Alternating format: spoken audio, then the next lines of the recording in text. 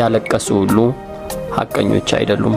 ለሃና ዮናታን ወይም በትክክለኛ ስምሽ ሙዛ ፀሐይ የገሰሰ አሌክስ አብርሃም።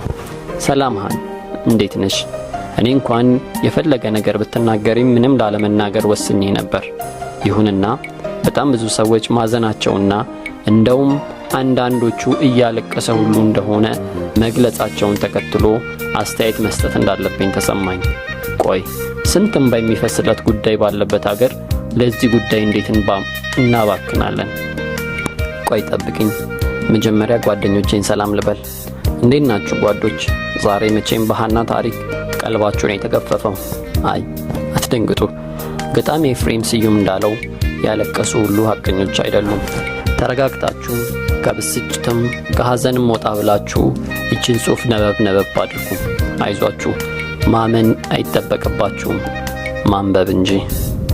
እሺ ሃን፣ ይህን ጽሑፍ የምጽፈው በጻፍሽው አስደንጋጭ ታሪክ ደንግጬ አይደለም። እኔና አንቺማ አንደነግጥም፣ እውነቱን ስለምናውቅ። ይልቅ በተደጋጋሚ ፎቶውን ከመለጠፌ በፊት አድርግ እያልሽ ለ4 ወራት ስታስፈራሪኝ የሞከርሽው ጉዳይ ባለማድረጌ ከፍ ያለ ኩራት እንደተሰማኝ ለመግለጽ ነው። እንደውም እፎይታ ተሰማኝ ከምር። ከዚህ በኋላ ምንም የምፈራው ነገር አይኖርም። በዚህ ጽሑፍ አንቺን ለማበሳጨት ወይም አጋለጠችኝ ላጥቃት አይነት እንቶ ፈንቶ እንደሌለ አንቺ ራስሽ ለራስሽ ትመሰክሪያለሽ። ባትመሰክሪም ታዩ፣ ለራሴ ብቻ በቂ ነኝ። እንግዲህ የመጀመሪያው ክስ ብር ነው። 80,000 ብር ወስዶ ካደኝ። አስቢው ስንት ሰው እንደሚደነግጥ። ለአንድ ኢትዮጵያዊ 80,000 ብር ሰማይ ነው እናቴ። ላንቺስ ነው ጥያቄው። አውቃለሁ የሚዘገንን ብር አለሽ። አዲስ አበባ ያውም መሃል ፒያሳ ሚሊዮኖች አውጥተሽ የገዛሽ ቦታ ላይ ህንጻ ልታሰሪ ደፋ ቀና እያልሽ ነው። ኖርዌይ የተንጣለለ ቪላ ያውም በካሽ ተገዛ መኖሪያሽ ነው፣ ያውም እጅግ ውድ መኪና ጋር። ሎስ አንጀለስ ያው በቅርቡ እንደነገርሽኝ ከ20 ቀናት በፊት ትልቅ ሃውስ ሙሉ ክፍያ ከፍለሽ የገዛሽው። ቴክስትም ልከሽልኛል።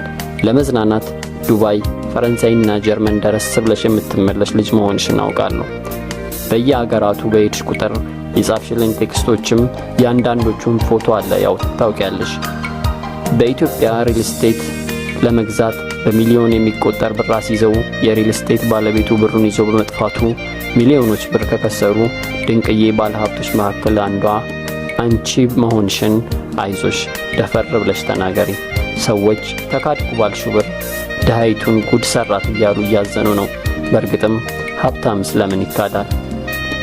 ካንቺ አልፎ እኔንም ኖርዌይ መጥቼ ድፍን አውሮፓ እንድዞር ከ2 ሳምንት በፊት ጋብዘሽኝ ነበር። ከላይ ከተጠቀስኳቸው ነገሮች አንዱንም ውሸት ነው ካልሽ ልስማሽ እስቲ። እኔም ህዝቡም ይስማና እኔም ውሸታም ልሁን። ይህ ብቻ ሳይሆን አንዲትም ስራ ሳልሰራ አውሮፓ ደልቀቅ ብዬ ተቀምጬ እየጻፍኩ አብረን እንድንኖር፣ ከዛ በፊት ግን መስራት ያለብኝን ነገር መኖሩን ገልጸሽ እንዳልሽው በቀን 5 ሰዓት ጆሮዬ እስኪግል ለዓመት ለምነሽኛል። ዋሸኋና ደግሞ እውነቱን እናውራ ከተባለ እንደምትፈልጊው በሆን እንኳን 80,000 ብር በሚሊዮን የሚቆጠር ገንዘብ ብጠይቅሽም አይንሽን ሳታሰጪኝ እንደነበር ታውቂያለሽ። ኢትዮጵያ ስትመጭኮ ያልሽውን ብር ብዙ ጥፍ የሚሆን ዶላርና ወርቅ እኔ ጋር አስቀምጥልኝ ብለሽ አንዲት ነገር ሳትጎድል ወስደሻል። ያንቺን ብር ስጠብቅ ደሃው እኔ እንቅልፍ ማጣቴ። ሃኒ 80,000 ብር ብቻ ያብሰለሰለችሽ። ኢትዮጵያ ስትመጭኮ ያልሽውን ብር ብዙ ጥፍ የሚሆን ዶላርና ወርቅ እኔ ጋር አስቀምጥልኝ ብለሽ አንዲት ነገር ሳትጎድል ወስደሻል። ያንቺን ብር ስጠብቅ እኔ ደሃው እንቅልፍ ማጣቴ። ሃኒ 80,000 ብር ነች እንዲህ ያብሰለሰለችሽ? ከምር ግን ለምንድን ነው ያን ሁሉ ብር መውሰድ ስችል 80,000 ብር ብቻ ያውም ለመጽሐፍ ማሳተሚያ በሚል ተልካሻ ሰበብ ወስጄ የምክደው? በእውነት ሌባ ከሆንኩ ጅል ሌባ ነኝ ማለት ነው። ዘውዳለም ታደሰ እኮ ብሶትሽን ነግረሽው ያው ያልነገርሽው የለም ደውሎልኝ ነበር። 5 ሳንቲም የላክሽላትን